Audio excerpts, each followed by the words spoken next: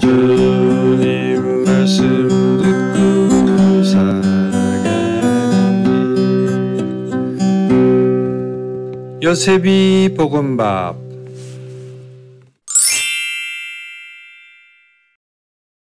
참 예수님, 마테오가 전한 거룩한 복음 25장 1절에서 13절까지의 말씀입니다.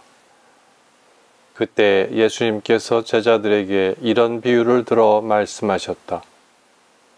하늘나라는 저마다 등을 들고 신랑을 맞으러 나간 10처녀에 비길 수 있을 것이다. 그 가운데 5은 어리석고 5은 슬기로웠다. 어리석은 처녀들은 등은 가지고 있었지만 기름은 가지고 있지 않았다. 그러나 슬기로운 처녀들은 등과 함께 기름도 그릇에 담아 가지고 있었다. 신랑이 늦어지자 처녀들은 모두 졸다가 잠이 들었다. 그런데 한밤중에 외치는 소리가 났다. 신랑이 온다. 신랑을 맞으러 나가라. 그러나 처녀들이 모두 일어나 저마다 등을 챙기는데 어리석은 처녀들이 슬기로운 처녀들에게 우리 등이 꺼져가니 너희 기름을 나누어 다오 하고 청하였다. 그러나 슬기로운 처녀들은 안 된다. 우리도 너희도 모자랄 터이니 차라리 상인들에게 가서 사라 하고 대답하였다. 그들이 기름을 사러 간 사이에 신랑이 왔다. 준비하고 있던 처녀들은 신랑과 함께 혼인잔치에 들어가고 문은 닫혔다. 나중에 나머지 처녀들이 와서 주인님, 주인님, 문을 열어주십시오 하고 청하였지만 그는 내가 진실로 너희에게 말한다. 나는 너희를 알지 못한다 하고 대답하였다. 그러니 깨어 있어라. 너희가 그날과 그 시간을 모르기 때문이다.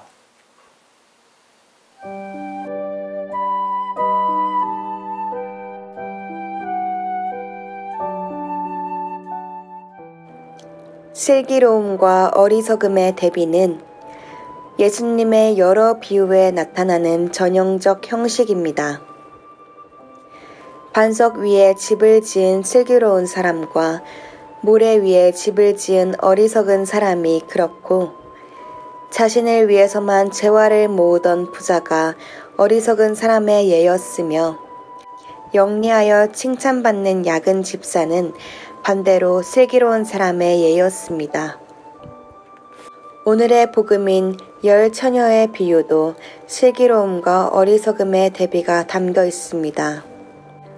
처녀 10명이 신랑을 기다리고 있었습니다.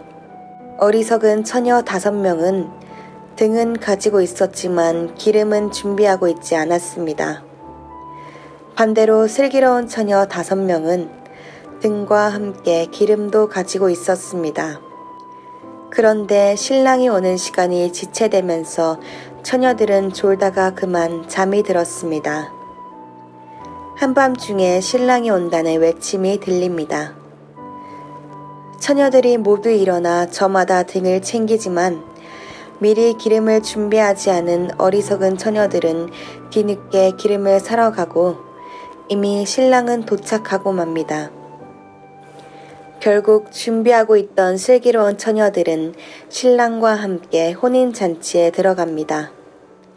그러나 어리석은 처녀들은 문이 닫혀 혼인잔치에 들어가지 못하였습니다. 우리에게는 비유 속 인물들이 더 선명하게 다가옵니다. 신랑은 세상의 심판자로 오시는 예수님이시고 신랑의 도착이 지체되는 것은 그날과 그 시간을 알 수 없는 종말의 지연입니다. 10처녀는 그리스도를 기다리는 교회 공동체를 뜻하고 기름은 마땅히 해야 할 선행이며 어리석은 처녀들에 대한 거부는 심판을 뜻합니다. 따라서 슬기로움과 어리석음의 대비를 통하여 예수님께서는 교회 공동체 구성원인 우리에게 깨어 준비할 것을 경고하시고 일상의 수고로움에 대한 위로와 혼인잔치에 들어갈 구원의 약속을 주십니다. 마땅히 깨어 준비하는 수고로움은 우리의 슬기로움에 있습니다. 곧 예수님의 말씀에 귀 기울이고 들은 대로 실행하는 것이 믿는 이의 슬기로움입니다.